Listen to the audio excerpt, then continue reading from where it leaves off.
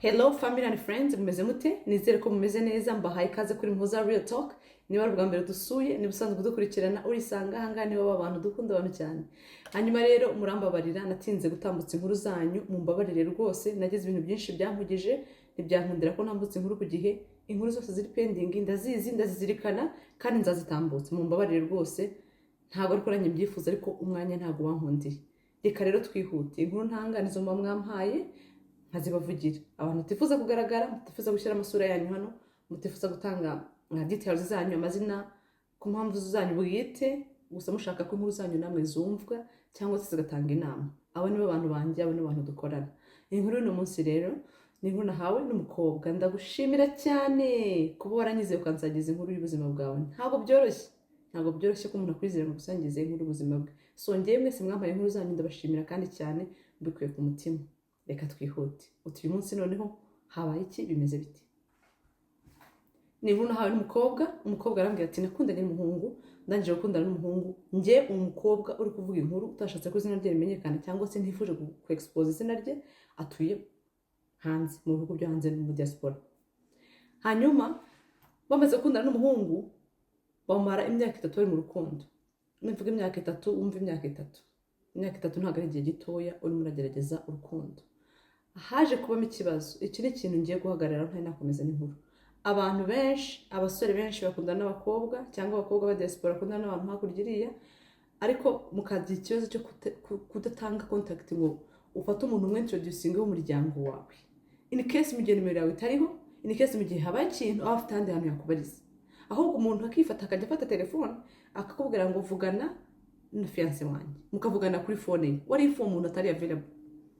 Ninde muntu wundi uzi ushobora kubaza? Ninde muntu wundi uzi ushobora kugufasha mu gihe wa muntu mukundana adahari? Niba uzi ko ukundana n'umuntu akaba abantu bose bagwera kuri telefone ye, akaba nta nimero nimwe araguha ngo saving, ubevugana n'undi muntu, you need that. Twakomeje. Hanyuma ati turangije gukundana, navuganaga nawe kuri telefone, akampa inshuti ze, ni runaka, ni Shema, ni Trésor, ni Yeme, ni bose babandi bose uzi, ni runaka. Nishimiye kukumenya, yambwiye kuri fiancé we kwa kundi namwe mwabigenza cyangwa se kumuzi bigende. Hari ukuntu uri kubwira umuntu gute ni runaka, ndi kumwe na runaka, arifuza kugusuhuza namubwiye kuri fiancé wanjye. Abakobwa twumva turishimye ati agenda introducing ahantu hose. Ariko nyamara izo nimero z'umuntu hazosigaranye. Wa muntu umushaka kumuhura ntawe uzabona, mama we muravugana nta nimero zigira, sister muravugana nta nimero zigira, bro we nta nimero zigira. Niwe wenyine utunze nimero ye wenyine, ntuzi wabo, ntago muzi. Usumva umuntu muri kumwe aramutse agize ikibazo ahubwo se wabaza. Anyways, ati abantu bose bahaga telefone akaba introducing ariko over his phone, kuri telefone ye akaba tuvuganira. Nizere ko ibyo ngibyo byasobanutse. Niba uzi ko nawe uri muri yo ka, niba uzi ko nawe nta nimero y'undi muntu ugira ya backup, ukaba uzi ko fiancé wawe gusa ari nimero yonyine ufite, you have to find another number in case of emergency. Ikintu icyo ari cyo cyose, you need to have a backup.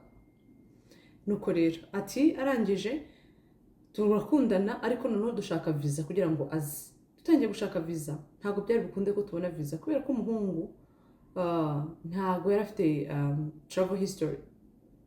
Rero bivuze yuko mu gihe akenshi udafite travel history ntabwo bakunda guhita baguha visa. Hari igihe bigorana ko uhita ubona visa. Ati rero visa barayimwimye kubera ko adafite travel history. Turagerageza inshuro nyinshi biranga. Ati turavuga ati wenda ushobora gusanga, ariko kubera ko nyine bamugane ntago afite nyine uko tubivuga mu Kinyarwanda, ntago bigaragaza ko ashaka kuba ari ahantu yatembereye akagaruka cyangwa ahandi hantu yabaragiye akongera akagaruka mu gihugu. Ati rero kubera impamvu reka dutangire dushake uburyo atangira kujya mu bihugu by'abaturanyi. Ati batangira izo process.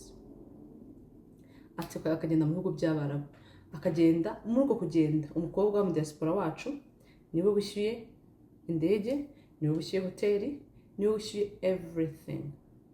Expenses zose z'aba muhungu umukobwa niwe staking agake. Bari gushaka travel history. Kandi urumva of course ntabwo travel history izaba done once.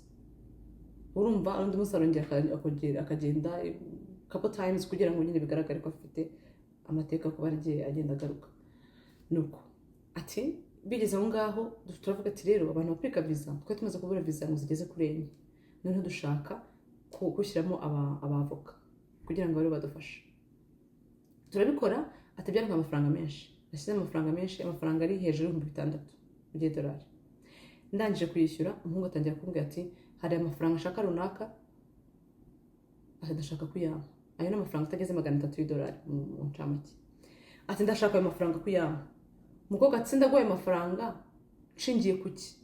Tumaze gukoresha amafaranga menshi dugushakira visa, amaze guspendinga n'aya urashaka amafaranga yandi y'iki? Wowe ku giti cyawe ntabwo ushobora kwishakamo cyangwa ngo ubwire famille igufashe kubizi ko amafaranga nayo ifite yose nayagutanzeho. Ati ntabwo bishoboka, shaka undi muntu ugufashe, ngiye ntabwo ntayandi mfite, ntabwo bikunda. Ati barashwana kuri telefone, barashwana. Ati bite birangira bose babrokanye, ntongera kuvugana birarangira bivaho. Bamara amezi 4 nta muntu uvugana n'undi, bapfuye. Uzi ko umuntu yatanze mu birenga $600 mugapfa 300, amafaranga ari munsi ya 300 akaba ari mu anyways. Ati njye nabonaga ko umuhungu arimo aranyiyenzaho, atenyekaga amafaranga ashaka gushaka umwiyenzo. Ati njye nuko nabibonye nuko. Ati rero bamaze kugera aho ngaho kuvugana barabyihorera. Ati kandi bari barakurese visa, ibintu byose byararangiye. Aramwihorera. Ati yashize nk'amezi 4 nta telefone ye, nta kintu, naramuvinze on, narafashe izindi decision nge ntakivugana nayo, byararangiye. Ati ngiye kumva telefone, hello. Ati ni njyewe runaka. Ati naje ndimo ndaza aho ngaho uri. Ati ariko ya visa twapuritse ntago bampaye yo muri state turimo, bampaye indi state. Ati ariko ndimo ndaza. Ati iri joro ndarara aho ngaho. Ati ndi mu nzira ndimo ndaza. Ati uza kuza kumfata ku kibuga cy'indege. Mbega yampamagaye nka none ambwira ngo mu gito ejo uzaza kumfata ku kibuga cy'indege, nzaba nageze aho ngaho.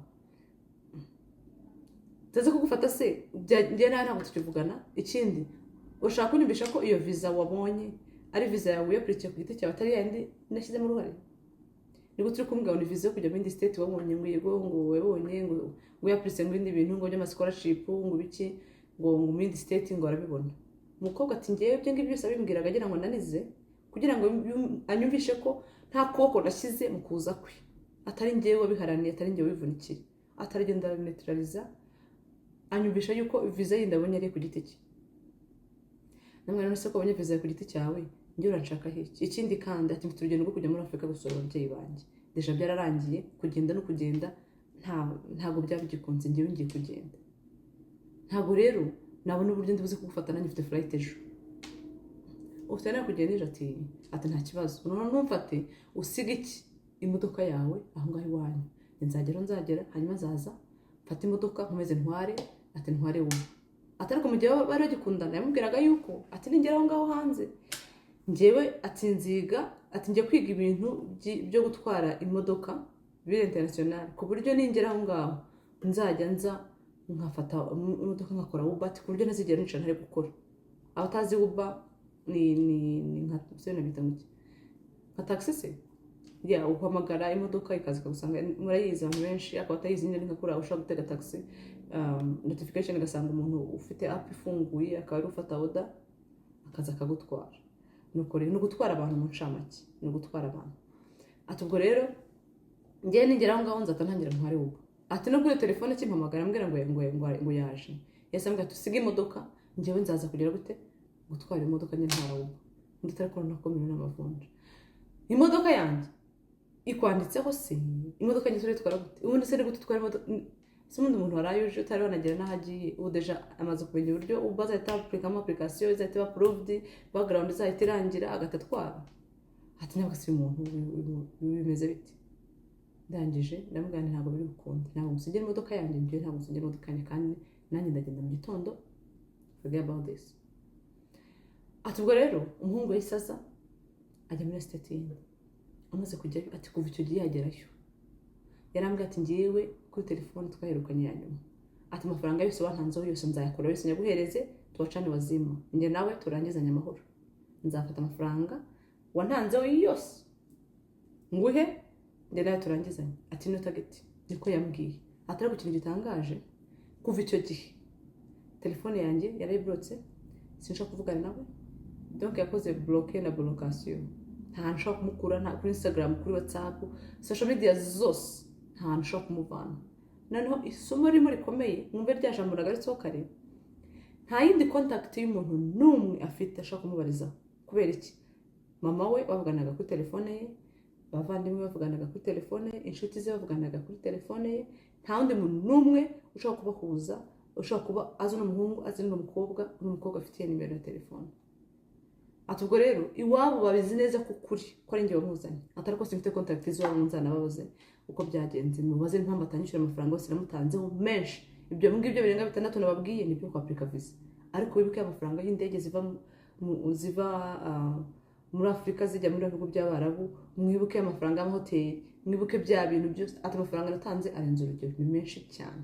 Nta kuri umuntu yakora ikintu cyo kunyuzinga like use me, akaba yarangiza agashaka guhita yigendera nyine agapretendinga kandi byaramuvuye mu kanwa ko azanyishyura amafaranga yanjye yose namutanzeho. Uyu mukobwa rero agira ati mungire inama, niki nakora ngo amafaranga yanjye nongere nyabone? Hari umuntu ufite idea, hari umuntu byaba byarabayeho akaba afite the way yabigenjemo bigakunda amafaranga yakayabona. Ati sinzi ikintu nakora kugira ngo ngarurirwe amafaranga yanjye. Ati kandi ndasaba inama ariko ntanga n'igitekerezo, ntanga n'inama ngo niba ukundanye n'umuntu kuri mutari musanzwe muziranye, please making sure ko cyane ikintu cy'imyaka 3, making sure ko ufite abandi bantu muri famiye ye uzi, making sure ko ufite abandi bantu babo mwahuye, ufite izindi contact, ufite ukundi kuntu ushobora kugira uburyo ubona umuntu mu gihe wa muntu yakublose cyangwa mutakiri kuvugana. Ati icyo kintu ntibagireho inama, niba uzi kuri mu rukundo rwa kure, shaka uburyo ujya bibaza fiance wawe kugira nimero z'umuryango we z'abantu be babugufi. Si benshi kugira abantu ku buryo haramutse abaye anything ufite undi muntu wabaza. Atungutse ufite umuntu umwe kubaza, nta nimero zabo mfite byararangiye kandi amafaranga natanze hagira urugero ni menshi cyane.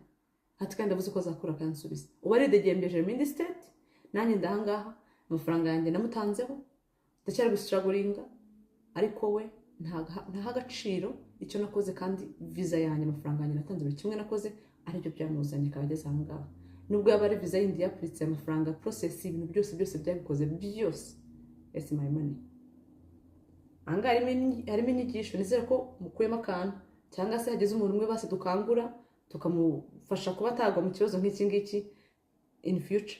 Hanyuma rero niba wumva nawe ufite igitekerezo, ufite inama, ufite icyo wamugira, aba ari sister wawe, ari bro wawe, ari umuvandimwe, ari mama wanyu, ari auntie wawe, wamugira ihe nama yakora iki, yabigenza ati. Niba ari cyo ufite wagishyira, uba ufite nawe. Thank you for watching.